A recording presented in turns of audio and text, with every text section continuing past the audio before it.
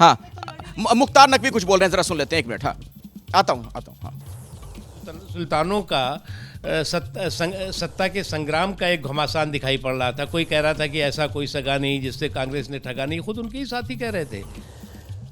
तो खुद direction less थी। अरे आपका केवल एक डायरेक्शन अगर होगा कि आप नरेंद्र मोदी जी को कोसेंगे, नरेंद्र मोदी जी को गाली देंगे, उनके बारे में अपशब्द दुष्प्रचार करेंगे, तो जनता इसे बिल्कुल नकारेगी भी और रिजेक्ट भी करेगी। कांग्रेस राजस्थान में कई दावे कर रही थी, लेकिन कांग्रेस क्या फैक्टर रहा राजस्थान? राजस्थान में भी मैं एक चीज़ में देख रहा हूँ, इनको या तो अपनी सोच में बदलें, चाहे कितना गठबंधन बना लें, क्योंकि कांग्रेस का तो हमेशा का एक इतिहास रहा है कि या तो परिवार को पावर नहीं, दूसरों के लिए परेशानी का टावर। लेकिन उससे भी इम्पॉर्टेंट है कि आज की तारीख में जो पार्टी कभी मुल्क की पार्टी हुआ करती थी, आज मोहल्ले की महंगी होती जा रही है।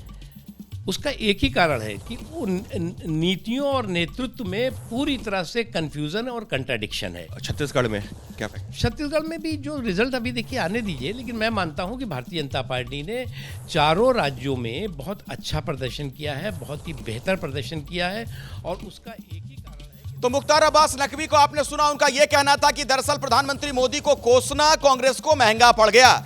बीजेपी का जोश हाई है, जिस तरीके से 3 राज्यों में बीजेपी की सरकार बनती हुई नजर आ रही है। हम आपको दिखाते हैं एक और रिपोर्ट। मदिहा पहुंची हैं तमाम कार्यकर्ताओं के बीच, और कैसे वहां जश्न का माहौल है बीजेपी खेमे में, देखिए। दफ्तर में हम लोग मौजूद हैं और यहाँ पर पीएम मोदी के जयकारे लग रहे हैं और गाने गाए जा रहे हैं। ये गाना किसके लिए? मोदी जी के लिए, क्या पार्टी के लिए। क्या है गाना? जरा गा के सुना दो।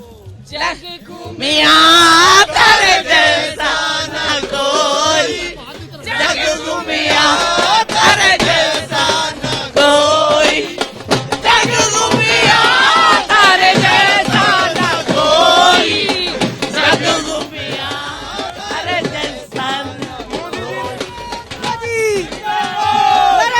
ये जयकारे कुछ पीएम मोदी के जयकारे राजस्थान जयपुर में बीजेपी दफ्तर में लग रहे हैं, और जो राजस्थान में अभी तक के रुझान आए हैं उस हिसाब से बीजेपी बढ़त बनाई हुई है, और उसी को देखते हुए यहाँ पर जश्न तेज हो गया है बीजेपी कार्यकर्ताओं के बीच।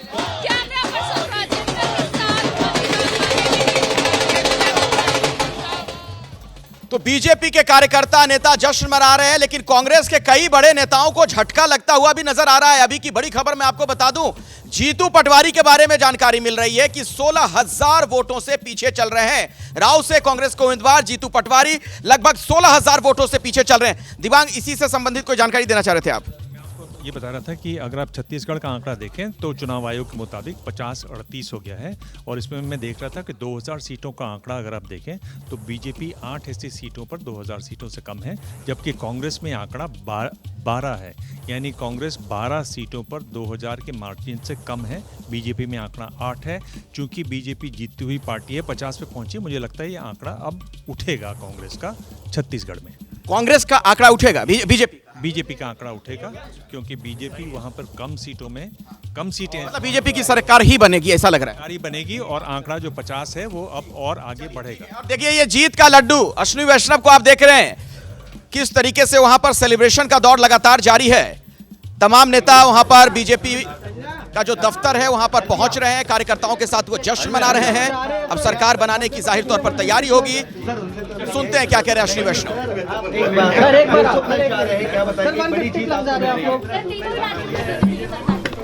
मध्य प्रदेश में बहुत शानदार जीत है भारतीय जनता पार्टी की।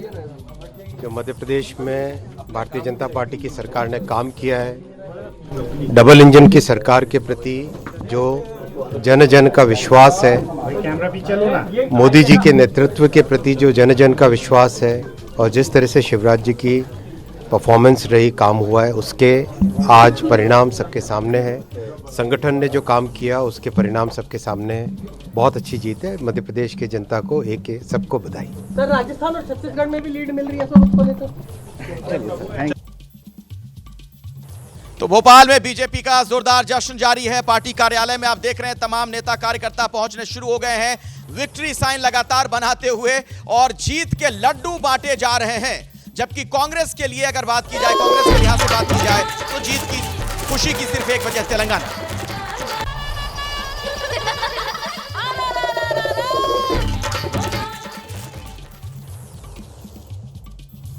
तो दोपहर के लगभग 12 बजने वाले हैं और लगभग पिक्चर क्लियर है। राजस्थान, मध्य प्रदेश और छत्तीसगढ़ में बीजेपी की सरकार बनती हुई दिख रही है, जबकि तेलंगाना कांग्रेस के खाते में जाता हुआ नजर आ रहा है। तेलंगाना को लेकर अभय दुबे जी कुछ कहना चाह रहे थे आप। तेलंगाना के रिजल्ट की महत्वपूर्ण बात यह है कि कांग्रेस अब प्रभावी रूप से दक्षिण भारत की पार्टी रह गई है। जो मोदी जी का कैचमेंट एरिया है, भाजपा का कैचमेंट एरिया है, उसमें उसकी घुसपैठ या उसका प्रभाव बहुत कम रह गया है, पहली बात। दूसरी बात, जिस चीज़ को हम मजलिसे इत्तेहादुल मुसलमीन कहते थे, MIM कहते थे, जो तेलंगाना में 9 लड़ाते थे और बिहार में 35 लड़ाते थे, उनकी पोल पूरी तरीके से खुल गई है। मुसलमान उनके साथ नहीं है। अगर उनके साथ होते तो वो खुद जीतते, खुद भी नहीं, पहले 7 जीते थे, अब 3 रह गए हैं। और वो ना भारत राष्ट्र समिति को कोई मुसलमान वोट ट्रांसफर नहीं करा पाए, वो सारे वोट कांग्रेस में चले गए। दूसरे, भाजपा पिछड़ जरूर गई, लेकिन भाजपा ने 8 सीटें जीती हैं। पहले के मुकाबले उसका प्रदर्शन तेलंगाना में, बीजेपी का प्रदर्शन अच्छा हुआ है, बढ़िया हुआ है। ठीक है, इन तमाम मुद्दों पर आगे भी बातचीत होगी।